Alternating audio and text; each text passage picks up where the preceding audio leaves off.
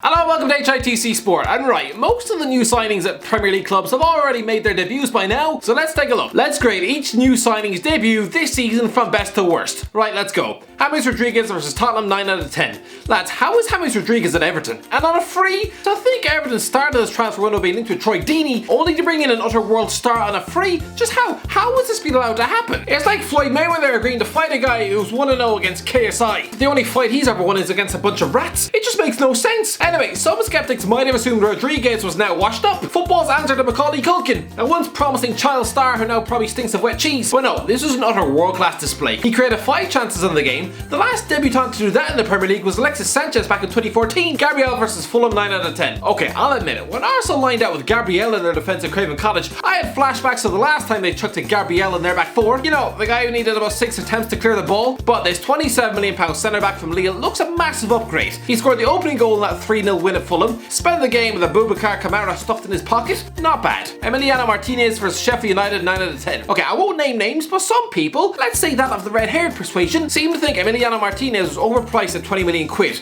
I'm sorry, an FA Cup winning 28-year-old goalie who was almost outshining Burton for Arsenal last season, and you get him for half of Joelinton's fee, paying him a weekly wage less than that what Danny Drinkwater makes?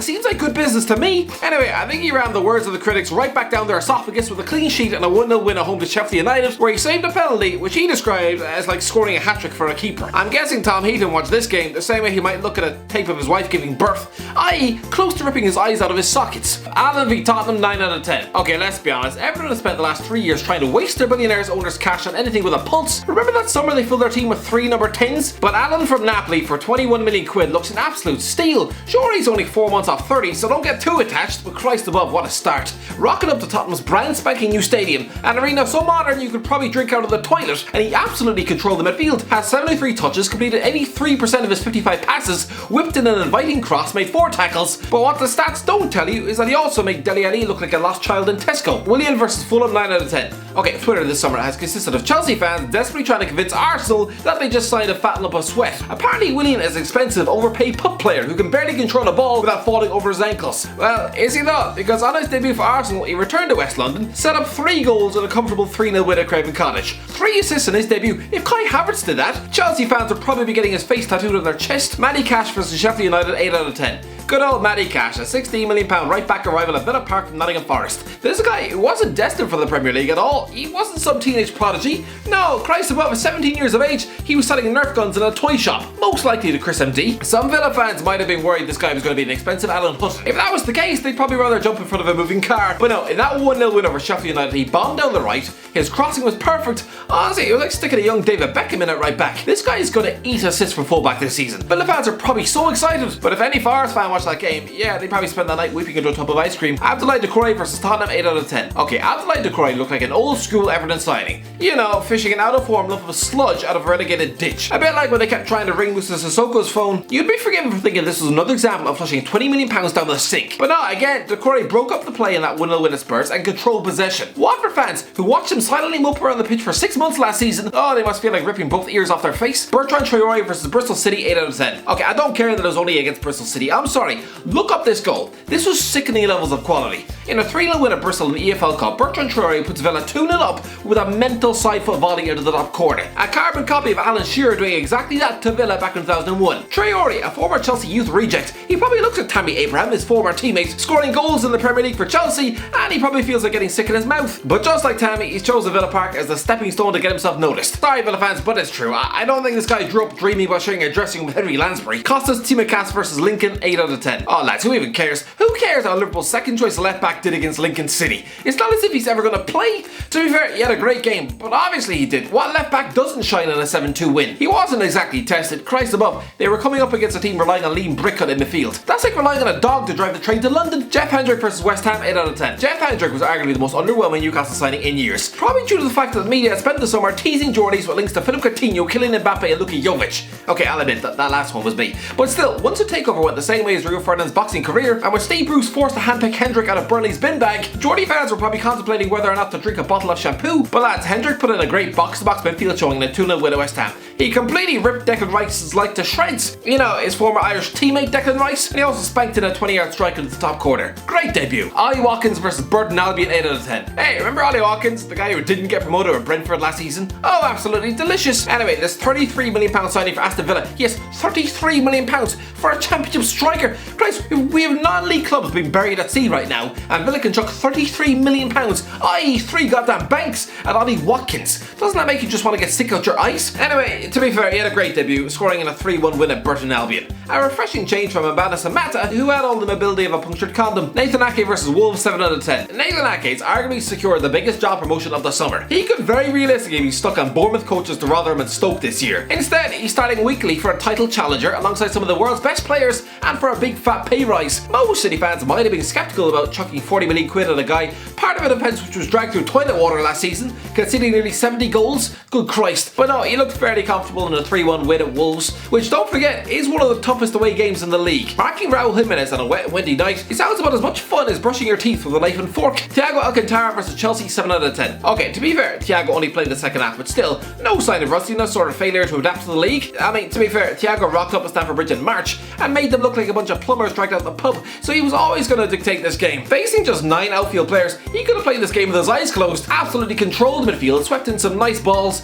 and helped Liverpool win 2-0. Now, as for the other Brazilian Thiago, oh just wait, I'm getting to him. Callum Wilson versus West Ham 7 out of 10. How refreshing for Newcastle fans to finally have a centre forward who knows how to control his feet. Whereas Joe Linton has proved he can only score against lower league rubbish, you know, teams with public shame in defence, Wilson was already off the mark in his first game. To be fair, this guy usually chews West Ham's defence to shreds on an annual basis. I'm almost convinced he starts every morning by drinking bottled tears of West Ham fans. But yeah, he poked in the opener in a 2-0 away win. Sure, it was just an instinctive tap-in, but trust me, had Joe Linton attempted the acrobatic flick, he'd probably have ended up in a wheelchair being fed cereal through a straw. Jamal Lewis versus West Ham 7 out of 10. Remember when Danny Rose thought he was too good to be stuck to the Tottenham bench? It's not a good sign when even the Newcastle fans have forgotten who you are. Jamal Lewis is the new left back in town, and judging by his positive display in that 2-0 win at West Ham, bobbing forward at every opportunity, this guy has the potential to become his best left back since Jose Enrique. Actually, maybe even the best since Olivier Bernard. Mario Lemina versus Ipswich 7 out of 10. 2 years ago, Mario Lemina was tipped to be Paul Pogba's replacement at Old Trafford. Come on, Mario, what happened? Now at Fulham, he made his debut in a 1-0 EFL Cup win at Ipswich Town in a game so forgettable, even the referee has probably wiped it from his memory.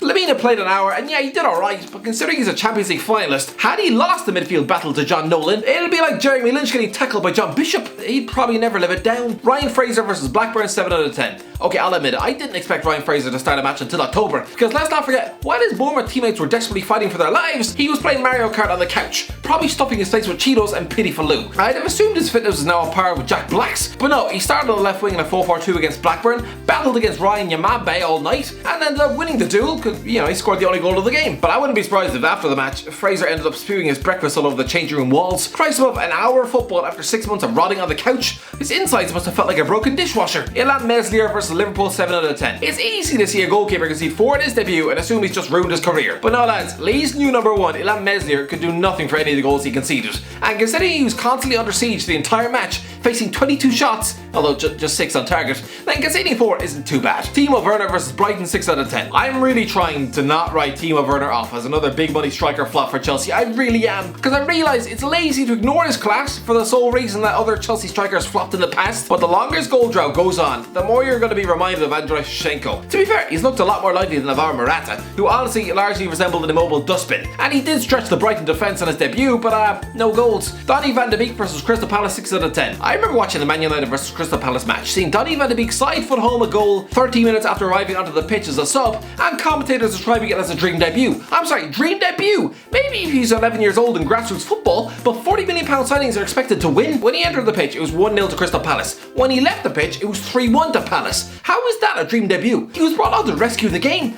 Instead, he just watched his teammates be embarrassed by Man United flop. The Dutchman will probably turn out to be a good midfield signing, but this debut was nothing special. Jayden Bogle versus Burnley 6 out of 10. Again, nothing special. Jayden Bogle, Sheffield United's new left-back recruit from Derby County. He played 86 minutes at a 1-1 EFL Cup draw at Turf Moor, where the Blaze lost on penalties. I mean, it'll probably turn out to be a good signing, but this is probably one of the most forgettable games of all time. Alphonso Areola versus Ipswich, 6 out of 10. I mean, what do you want me to say? It's a clean sheet away at Ipswich Town. I don't think Alphonso Areola is going to be putting this one on the fridge. 2 weeks ago, he probably didn't even know what an Ipswich was. Kenny Teddy versus Ipswich, 6 out of 10. Okay, Kenny Teddy's Premier League debut coincided with 4 goals shipped against Leeds. Pretty sure he spent that evening smashing his head off the kitchen sink, but his actual debut for Fulham was again in that 1-0 win at Ipswich Town. He did fine, stuffed in there at right back before being replaced by Joe Bryan, who has permission to make love to my cat. Anthony Robinson versus Ipswich, 6 out of 10. Yeah, here's the hat-trick. Christ, I hope I never have to talk about this game again in my life, because within a year, even the players who took part will forget this match ever took place. It was about as memorable as your morning dump. Robinson, the £2 million left-back signing for Fulham, again, he looked alright. Fernando Martial versus Sheffield United. Yeah, here's Fernando Martial, a Brazilian fullback who kept a clean sheet on his debut in a tricky 2-0 win away at Bramall Lane for Wolves. Not bad at all. Diego Jota versus Lincoln, 6 out of 10. I'm not sure if Diego Jota will start for Liverpool. You'd think a club record nearly £50 million arrival would, but the front three is almost unmovable. Anyway, he came on as a sub against Lincoln in the second half, and he looked lively, but I should hope so. It's against Lincoln, and the fact he didn't get off the mark with a goal